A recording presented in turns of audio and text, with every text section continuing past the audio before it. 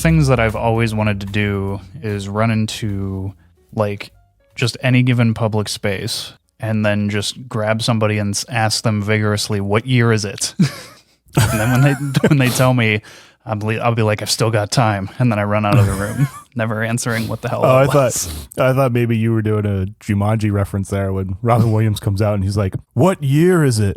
Year is it? He's like, it was brand new. No, what year is it? Such a good bit. Uh-huh. Like imagine if I just came in right now, Han, what year is it? I'd be like, I don't know. What would I say? I'd probably just think you were just goofing off or something at first. Yeah. Definitely. I mean, I'd be like, yeah, it's typical. No, none of this seems out of the ordinary for Brian. And then, if you actually told me what happened, I'd probably also be like, yeah, that's typical. Nah, that makes sense. Math checks out. He time traveled? Sure. So what are you getting into today? What's new? What's shaking?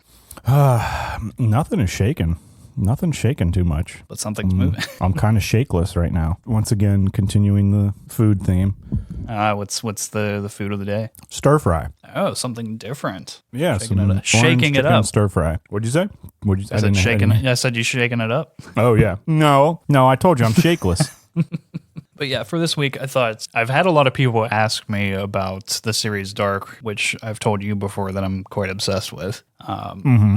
It is an interesting case for both causal determinism and the multiverse, which are kind of the two big tentpole ends of the time travel theory perspective. But I figured best to dip the toe before we go full in on Dark, because that's a crazy topic of time travel. Yeah. So I figured get a baseline of that before we go down that road. And I'm currently working on some episodes for Dark, but for another time. We will. I mean, there's a vast array of approaches to time travel stories. You know, Time Cop, which is basically the same lunacy as the first Back to the Future. You got a whole host of television that's tackled this. So there's a lot of different approaches over the years, and it's actually led to a lot of very interesting real astrophysics theory. The two kind of go hand in hand, which is kind of fun. But yeah, no, it is interesting to think about. I mean, it's a huge storytelling trope at this point. I feel like it's gotten to the point, I don't know, and has it gotten more difficult to pull off in an original way, time travel in a story? Well, I definitely think it's harder now because there's so many good and so many iconic time travel stuff out there. That's very true. I think that it's kind of a double-edged sword because the more that it has been done, the more the human mind has worked out like the potential pitfalls and a lot of the practical physics surrounding time travel. So it's become a narrower tunnel, so to speak, in terms of figuring. Essentially, it's its own at least subgenre at this point. Oh, definitely within science fiction for sure, and some fantasy has tackled it as well, which is also kind of cool. But yeah, we are specifically going to try and talk about time travel itself. And full disclosure, well, I'll speak for myself. I am not a scientist, nor do I have the mental capacity or brain power to even begin to actually talk about what we're going to talk about with any authority. No, and I don't think anybody, it's such a loose topic that, you know, nobody has achieved this. And if they have, they're not here anymore. So everybody is a novice on this subject. And that's what I think is so kind of cool about it is everybody has like an entry level of discussion. Yeah. To some degree. So it's one of those ones that's fun to debate back and forth. A lot of people will say it's impossible, not only just from the perspective of that it opens a whole Pandora's box of paradoxes that make it inherently impossible, or if it is, people would also argue by the same token it would completely rip apart the fabric of the universe. You know, take all that with it what you will, but it's definitely a fun topic. Oh yeah, absolutely. So let's get into it. Where are we starting with today? There's a lot to get into. Oof. I've gone down this spiral probably more than any other storytelling aspect, and what I've boiled it down to are basically 2 points. There are, you know, a whole host of paradoxes and hypotheses that basically surround these 2 points, but there's basically 2 theories behind time travel of how it could potentially unravel and be possible. Okay. The main one that a lot of people know is causal determinism. They may not know it by that name. There's a lot of different versions of this. A lot of people know it by the "it already happened" theory. Yeah, and we talked about this a bit before, correct? Yeah, I think I can't even remember which episode at this point, but we definitely touched on this at some point. Yeah. What causal determinism is to put some reference points on it. The first 2 seasons of Dark, or if you've ever seen the movie Time Crimes, I know you've told me before you haven't seen Time Crimes. No, I have not seen Time Crimes. Basically what it is, to boil it down as simply as I can, you can't, like in Back to the Future, go back and make alterations and change things. It's like you would go into a situation through time travel with ignorance, bump into things, and as you're trying to change things, nothing would happen. It's just always unfolding that way. Yeah. It is that way. There's no changing things. It's just like the same way of walking through normal day life. That's just how the timeline is. Yeah, yeah. And the other main tentpole theory that totally in every conceivable way contradicts this is the multiverse. Multiverse theory movies are hot right now because everyone's big on the multiverse train. A lot of scientists tend to believe that the multiverse is a more conceivable possibility. And then what the multiverse is for every possible decision, every potential deviation in a timeline, there is a physical universe that surrounds that potential difference from another universe. So basically an infinite amount of physical universes exist where every decision that's ever been made. I can remember watching a program on Science Channel years ago, and one scientist just kind of explained it like essentially it's an infinite number of like a crapshoot, essentially. Like if you imagine the game of craps, and it's just like whatever is baked into the rules of the game are going to show up eventually at some point, and that's the answer to the multiverse. Like there's a universe without gravity, for example. Okay, let's try a universe where gravity doesn't work or doesn't exist. As strange as it sounds. Yeah, and I think that the multiverse can be too big of a theory at times. There's just it's such an insurmountable amount of information that it is literally infinity. It is the definition of the word infinity. There is no limit to anything, and everything is possible, and it can very much become just a rat's nest of chaos, in my personal opinion. I mean, too, and just to wrap your head around infinity, I know we use it a lot, but like it's one of those words where like once you start to think about it, you've kind of lost the meaning of it. Yeah. And the multiverse can be a lot of fun. I think that causal determinism is a more interesting storytelling bubble to try and play with. Because you're dealing with a lot of themes of fate, and human ignorance plays a big role in it, because a lot of times you have characters thinking with vast arrogance that they can alter the course of history.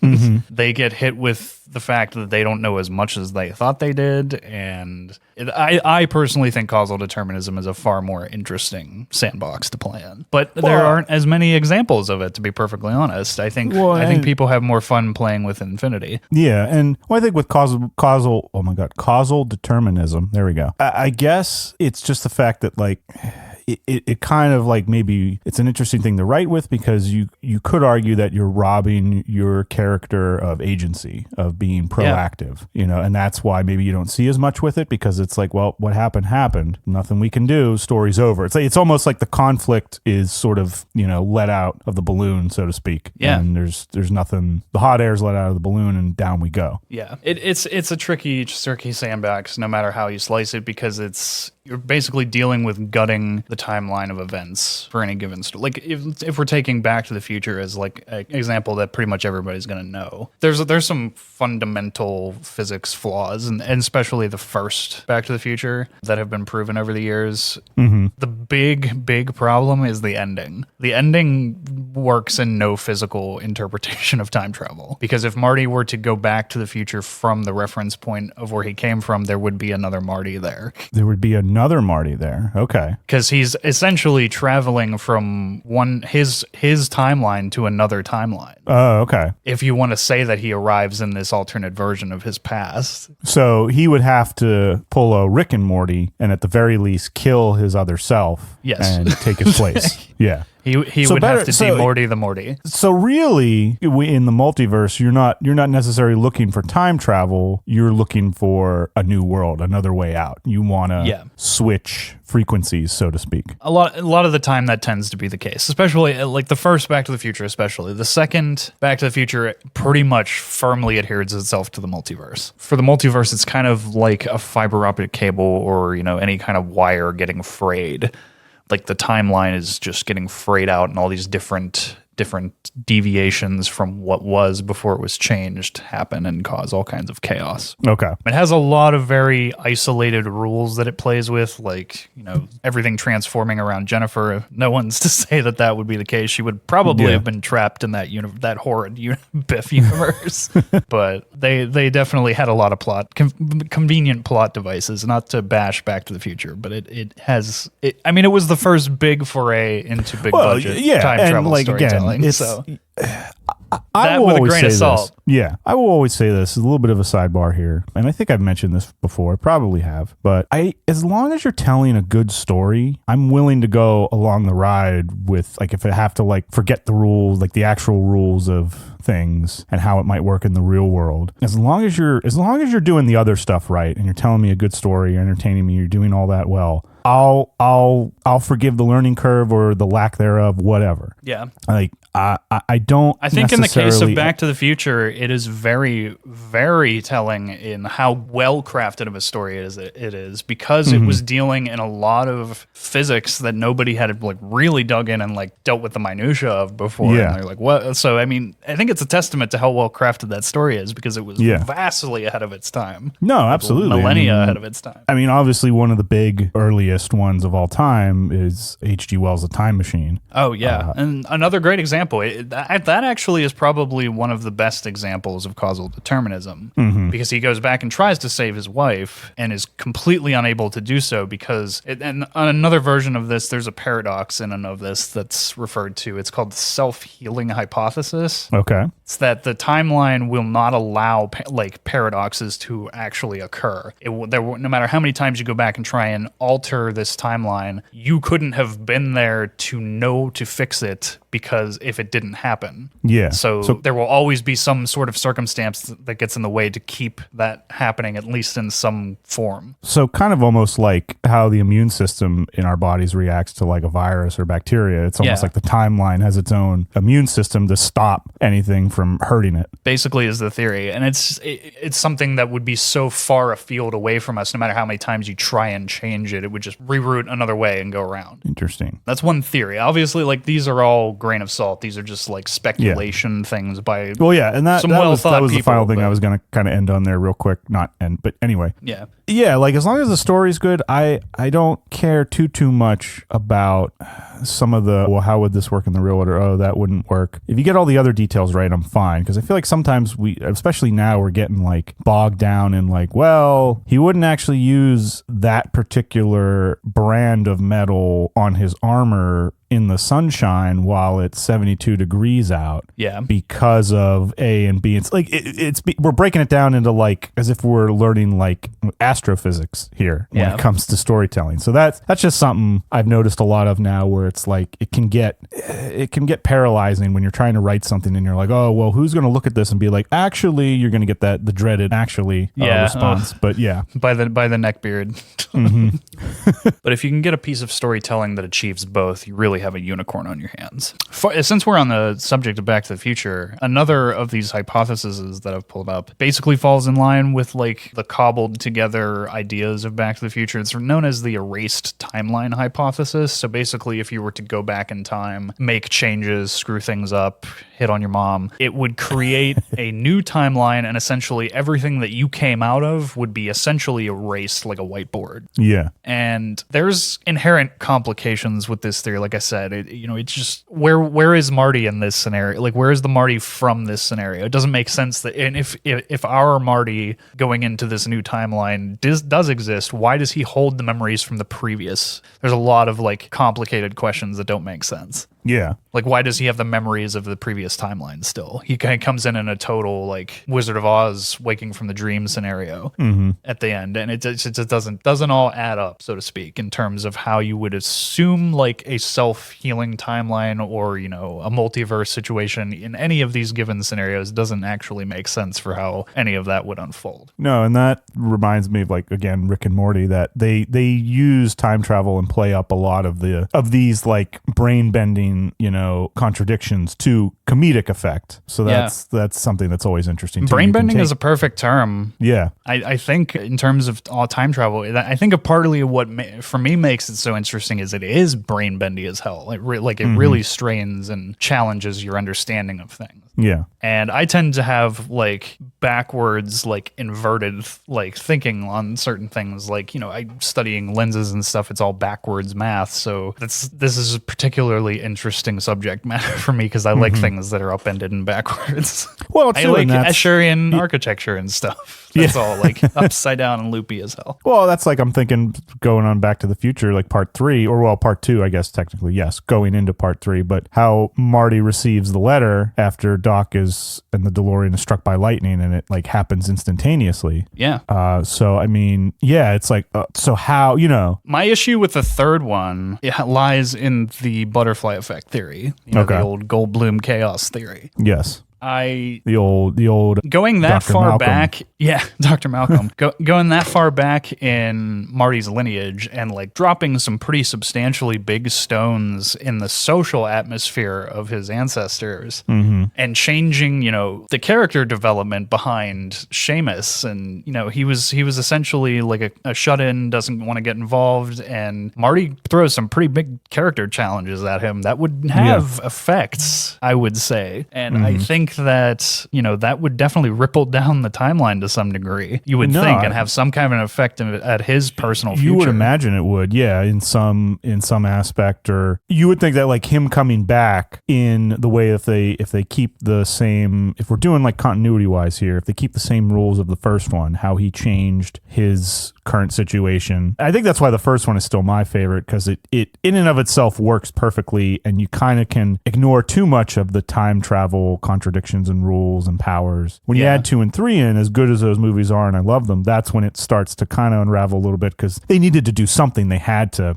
make 2 more movies, so they got to come up with something. Yeah. I lost my train of thought there. Dear God, what was I going to say? Oh, nope, lost it. On the causal determinism train, we did say that the time H.G. Wells' The Time Machine does follow that to some degree. Another good example of this is 12 Monkeys with Brad Pitt and Die Hard. Why am I forgetting his name? Bruce Willis. I was pausing. I was like, yeah, you got it. Go ahead. And we've discussed before, we talked in our Radio Play episode about Case 63. Case 63 is essentially, in my opinion, an adaptation of 12 Monkeys. It's very, very similar. Yeah. And I think that since Case 63 is based off of real case files, I think that the guy got it from 12 Monkeys. Because it's a little eerily similar.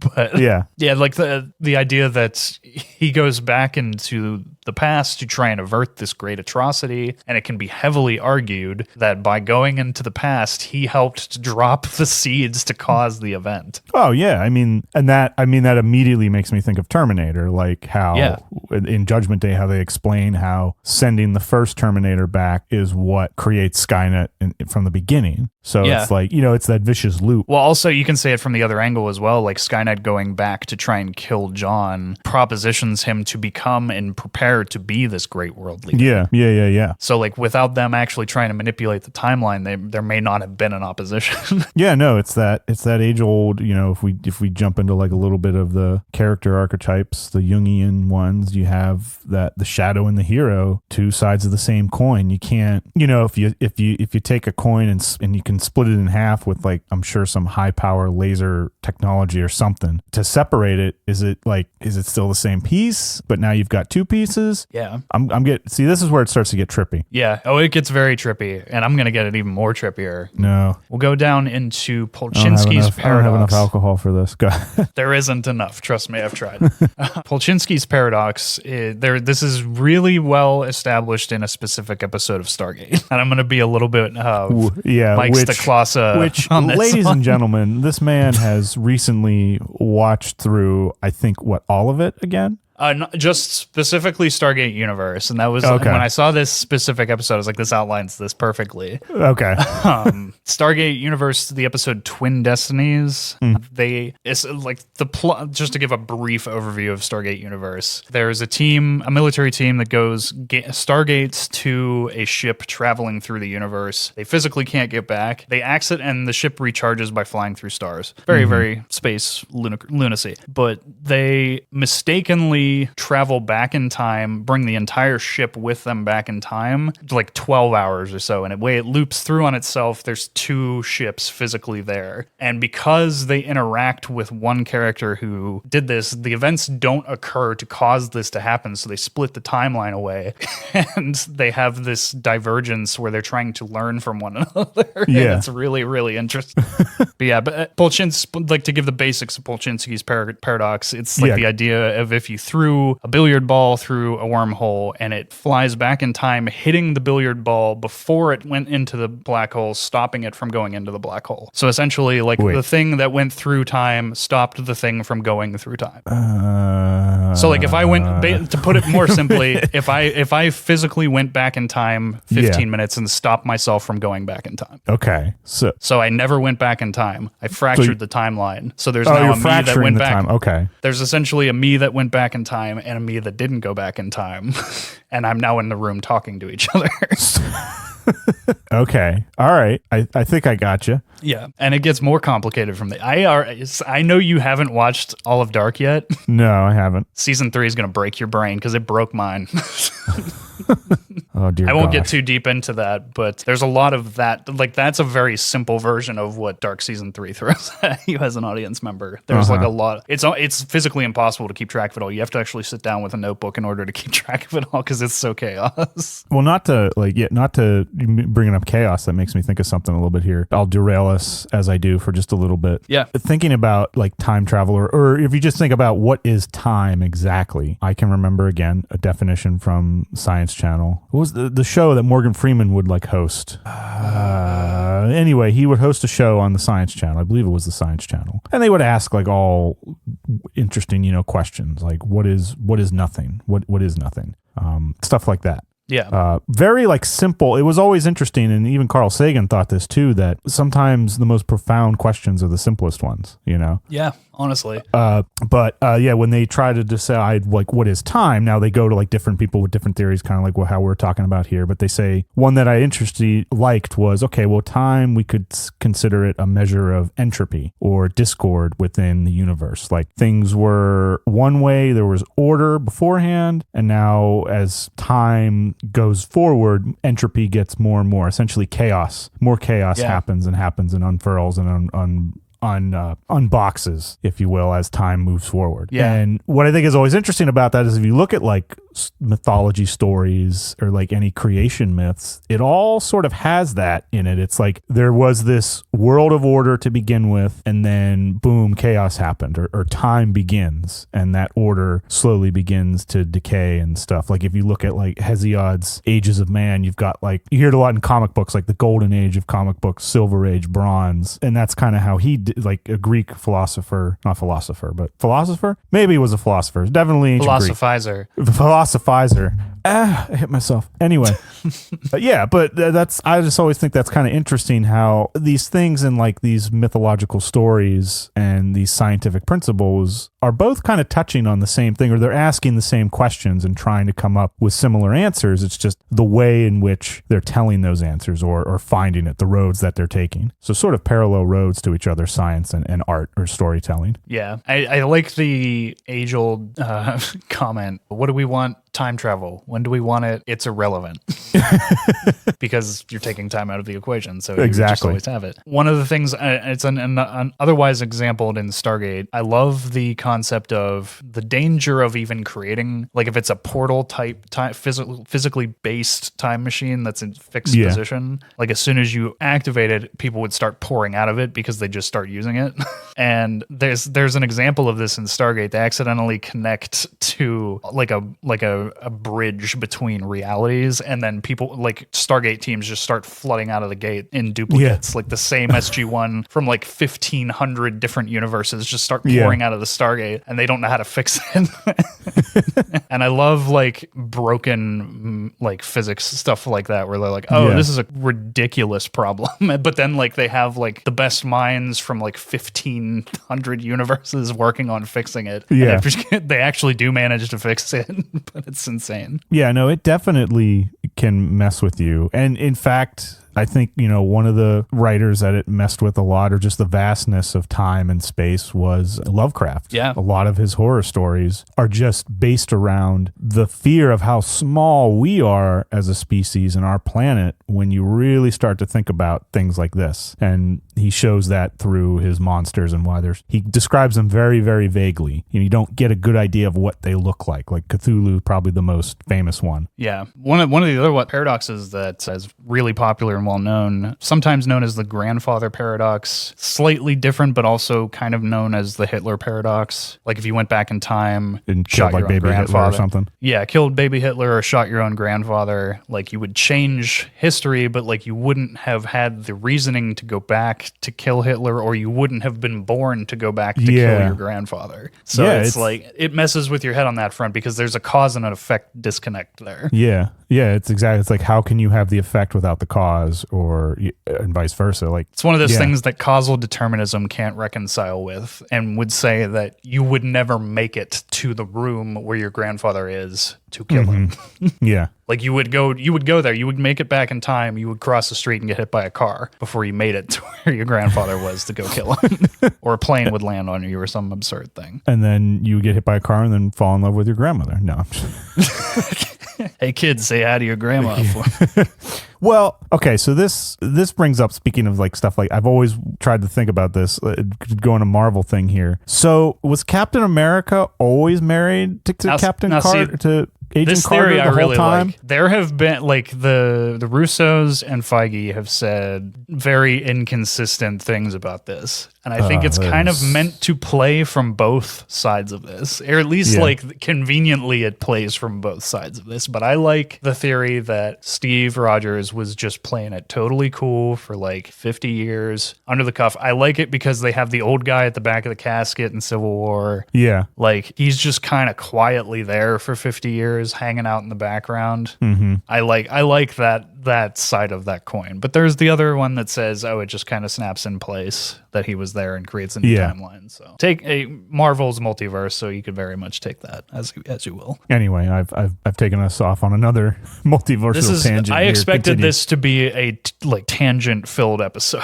Because it's just it will go off in very, very different directions. Have you heard of the bootstrap paradox? I was going to save this one for last, but I'm hungry to dig into. Like Bootstrap Bill? Or like pull yourself up by your bootstraps? Or no, I have not heard of the bootstrap paradox. So what it is it's very heavily utilized in the series Dark. Okay. And it's one of my favorite principles of time travel. Okay. The theory goes, it could be a piece of information, a person, whatever. But in the hypothetical here, we'll say an author writes a book. That book is then taken back in time and handed to the author before they wrote it. So where is the origin of this object now? The basic principle of it is, under normal timeline circumstances, that book would have a point A and a point B. The point where it was created and the point where it was destroyed. You're now taking that A and B, folding it up into a circle, connecting point A and B, so it's now going around with an indiscernible creation and destruction point. Oh my God. So that begs a lot of very interesting questions. It's like, who actually wrote that book?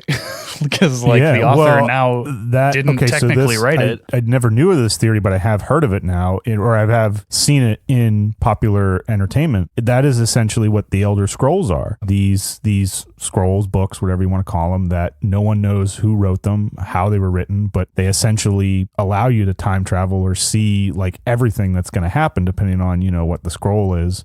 But obviously a mortal such as us can't look at them for very long, because the more we look at them, the more blind and insane we go from it. Yeah. And it's the base principle. I never knew that actually had a name, but that's what it reminded me of after hearing you just explain it. It'll rip your brain in half trying to think about it too much, but it's interesting as hell. And there's several different examples of this in Dark. Dark really almost tries to twist and bend them as much as possible. Like each principal paradox, it tries to really play with them as much as it can. And it's partly what I love about that series. They actually come up with a few that I'd never heard before, and they really mess with your head with them. But I'm not, again, this is not going to be a Dark episode. I'm talking specifically the paradoxes and issues with them. Another name for the bootstrap paradox is the ontological paradox, also sometimes known as the consistency paradox. There are issues with especially where like the principle of having a person be the object of the bootstrap paradox, because they will age and transform and become essentially a different person, even though they're the same person through the course of an entire life. There's issues there. I think the bootstrap paradox works better when it's a physical object or a piece of information, especially. I think that's where it's most interesting.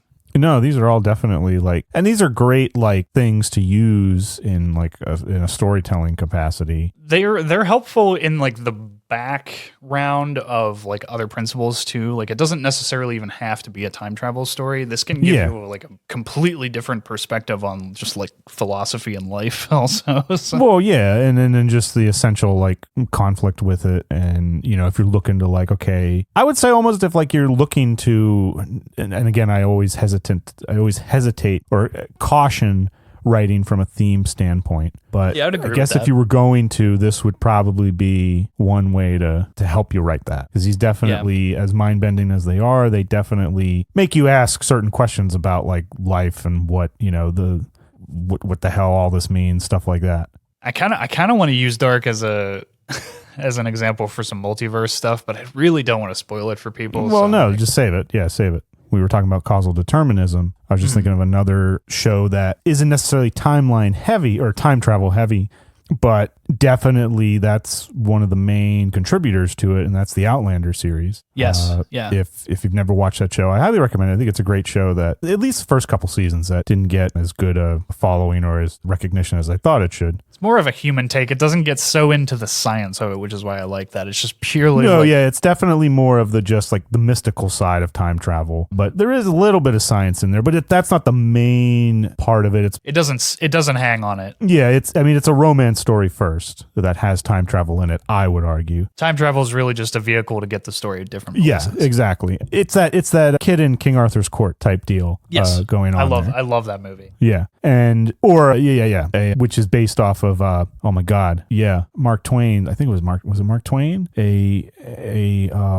Something in King Arthur's court. I can't remember the name. But anyway, in that show, one of the things they're trying to prevent is a historical battle, and it goes into that thing you were mentioning before with causal determinism, that self-healing hypothesis. Yeah. That you can't. You just haven't, even though you think you can, you're just experiencing the ride, if you will. You just haven't this version of yourself just hasn't reached that point yet. Also sometimes known as the predestination paradox. Oh, okay. That's defined. These all have slightly. Some of them are very close to one another. For me, the Hitler and grandfather paradoxes are essentially the same thing, but they derive from a famous person of common knowledge versus a very personal situation and your own ability to exist. So that's where the differences between those. But the predestination paradox refers to specifically a traveler going through time, going back in time, causes the event they are trying to prevent. And this is largely one of the principles. This isn't everything in Dark, but this is one of the big principles of Dark. It's largely human ignorance that causes the mess that the person is going back to try and fix, but they don't know that if they don't do that, there wouldn't be a mess. Yeah. Because it's also when it comes to time travel, a lot of the times the case can be you're dealing with the scope of an entire human life. There's no simple answers to anything when you're dealing in such vast scopes. Yeah. A lot can happen over such a vast period of time, and especially contexts of things you're trying to amend or fix can definitely be skewed or distorted or changed, and personal understanding of that can very much get lost in the mix. Man, there's just it's like a brain meltdown when you try to, really, if you truly try to think well, how do you do something? Yeah. Like you said, if you correct something, then how do you know to go back to correct it in the first place? I think one of the interesting things about time travel is that I think it's something that the human mind was not meant to meddle with or even understand, even truly understand. There's vagaries in it no matter which way you come at it. And I think what's interesting is you can get a whole lot of understanding out of this with a lot of pop culture or stuff, like Star Trek going through their crazy degrees of time travel. We've talked a couple times about like First Contact, Generations, Voyage Home for its all of its ridiculousness. Well, one of the biggest from the original series, one of the most famous episodes, I'd say, City on the Edge of Forever. Yeah, that was a good one. When, Bones goes back accidentally into like the 1930s, I believe. That sounds and right. 1930s or early 1940s. And essentially, by him doing that, something happens and like the whole universe just blips out of existence, and Kirk and Spock and a few of the other Lieutenant Uhura, I think, might still be there. They're in like this weird limbo thing. And it's being explained to them what happened. There was a crucial point in time. They have to go back now and correct what was wrong. So it's almost like it kind of implies that there is maybe some sense of, I don't want to use the term divine intervention going on with the self-healing hypothesis, but some sort of higher existence that is like, hey, we got to go back and fix this. Yeah. Because it completely just destroys everything. And I won't give too much away on that, but because that is a great episode if you've ever watched it. There's so many good, like we could Mike's the closet up and be like, make comparisons of Star Trek to everything because it really is that influential. Another really good example, and it's like the best Ashton Kutcher movie, is The Butterfly Effect. Yeah. I think that movie was a very unique experiment. There's a lot of I have a lot of good examples on this list. That's one of them. That one particularly because like the whole vehicle for time travel is just his own internal consciousness. It's like he can trigger it and like he has these blackouts all through his childhood, and we find out that those are like access points for him to be able to travel back and make changes. Yeah, okay. And it's like the most multiverse time travel movie ever. And he just goes back and keeps altering it and making changes. And it's like every time he makes a change in his past, his life ends up worse. And he keeps dropping stones trying to beat the river into submission. And he just completely like wrecks his whole life. And there's actually an alternate cut of Butterfly Effect where he goes back and like kills himself in the womb to like erase himself from the timeline. But I think it was too dark for the studio. So they deviated from that one. They're like, no, I don't think mass audience is going to be cool with that. Yeah. But yeah, so like there's a lot of different interesting takes with the subject matter. There's a really good one, Source Code, a few years back with Gyllenhaal. Kind of a similar thing. Like it was almost like a Groundhog Day thing, but he was actually physically traveling into the past and like into a specific event and like trying to understand how to like avert a big terrorist atrocity. Yeah. It was like a military experiment with time travel. It was kind of cool. Well, and too, an interesting thing to think about, I always, when discussing like time travel, is, we think of time as a straight line. Is that probably half the reason why we just, our whole concept of how to think of time in terms of like... That's why I like the movie Arrival, because it directly challenges that entire principle. It posits that we see time linearly, but that's not what it actually is. That time is more universal and ever-spanning, and we can, if we were to mentally expand far enough and evolve, we could physically see time as like from a fifth dimensional perspective. So I like that's getting into crazy depths, but yeah. Or, you could get to the philosophical depth of Time Cop, where time travel is purely about splits in your underpants. and incredibly quippy one-liners. Yes. Have a nice day. Or have an ice day, I should say. Another great example is Austin Powers. Oh, yeah. I think it was both of the first two movies dealt with rudimentary time travel. It was the second one was like actual time travel, but like the first one, he just like froze himself and like moved into the future, right? Yeah. Okay. I liked the quip in the second one. Then I guess it would have been where they're like talking about time travel and like basically turn around and directly wink at the audience. They're like, we suggest that you just don't get too hung up on these things and just have a good time. Yeah. That one always stuck with me. Yeah. Well, that's essentially kind of what I said before. Like, if I'm enjoying it enough, then I won't get too hung up on things like that, especially with time travel, because it's like, what do we even do? Which is one of the reasons why I tend to stay away from writing anything that uses time travel. That's just me, though. It can get very complicated, and it forces you to like really deeply analyze every event in the course of your story, because it's as soon as you start playing around with like and juggling the elements of it, every little thing becomes important because everything is a stone that can drop and cause all kinds of chaos. Yeah. A lot of people go back and say that Back to the Future 2 is the best of the franchise. I think it's just the most interesting because no movie had folded into the first in that way before. Yeah. And I think they did that to in a very palatably simplistic way for the like mass audiences to grapple onto. No, I would agree with that. Like Dark is what is it? Some 30 some hours of mentally tripping over like the entire town history of this fictional town, whereas Back to the Future is just like focusing on simple timeline drop in and outs. Well, what would you say is your favorite time travel hypothesis, or what do you think? Do you think like time travel like is theory? possible? I think it is, but I don't think we're meant to do it. I think I personally think it's most interesting of one of those things that humankind was not meant to meddle with. Or humankind as we are now is not meant to meddle with. Yeah, that's fair. We are definitely not a responsible enough species to have that. Yeah, we have not much evolved to the power. point where we can do such things. Yeah, but like, do you mean like favorite story in particular, or just base principles? Both. Give me both. So, in terms of base principles, like I said before, I think that causal determinism tends to be the most interesting and has the most themes at play that are the most powerful for storytelling. I think like all the fatalistic aspects of it and the tragedy aspects of causal determinism, the forewarning and the cautions against human arrogance that tend to come in line with that particular set of thinking, I think is the most interesting, at least in the aspect of storytelling. Yeah. Do I think it's the most conceivably possible? I don't know, because I think it's just fun to speculate on all the aspects of this. But I do think that causal determinism or the ontological theory, I think that stuff is just the most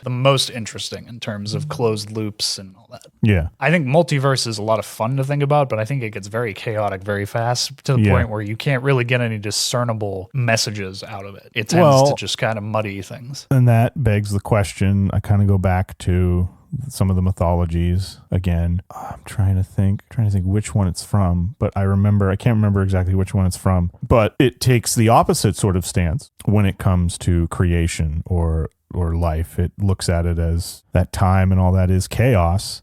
Therefore, it must have been created by an evil being of some sort, that this is, that idea of chaos is not right. So this was some offspring of something sinister, which is strange to think about. I know I'm going off into a mythology thing here. Well, no, I mean, that makes a lot of sense. But and that was kind of their way of explaining why things sort of don't work or are chaotic, because it was created by a purely chaotic being or chaotic force. Chaotic evil. What? A chaotic evil. Okay. Knowledge. Knowledge in my skull. Yeah, there's a lot more I could definitely dive into on this, but at least in terms of like the base principles, I hope I gave people some stuff to think about. I think about time travel far more than I rightfully should. You also asked me what my favorite piece of material is. Yeah. Long-standing, probably that's had the most impact over me, probably Back to the Future. Yeah, same awesome here. movie. Yeah, we grew up with it essentially. But in terms specifically of time travel, I think Dark kind of takes the crown. That series is just so perfectly crafted, in my personal humble opinion. Yeah, I got to finish it. Yeah, get on that. I have had a lot of people ask me because a lot of people hated that third season. And wanted to know why I still held it in such high esteem. I am currently putting all those thoughts into play. I will be doing a series of episodes on Dark. For everyone that has asked me, it will be there. Indeed. And then I will be doing episodes on a new series called Light. Yes. to give everybody hope for the universe after that. But yeah, definitely time travel. I mean, so much to go with. I mean, a tool, a trope in your story. You like having your brain bent in half? Yeah, but definitely like use caution, I would say. Yeah, it can mess you up thinking about it too much. So use with caution. Surgeon General warning. Surgeon General warning. What would you do if right now I walked in and asked you what year it was? while I was on the air with you. I came in. But how could you if we weren't already recording? No, wait. You know what? I'd probably just hand you a beer and say, sit down. You look like you need to sit down. Hey, kids, say hi to your grandma.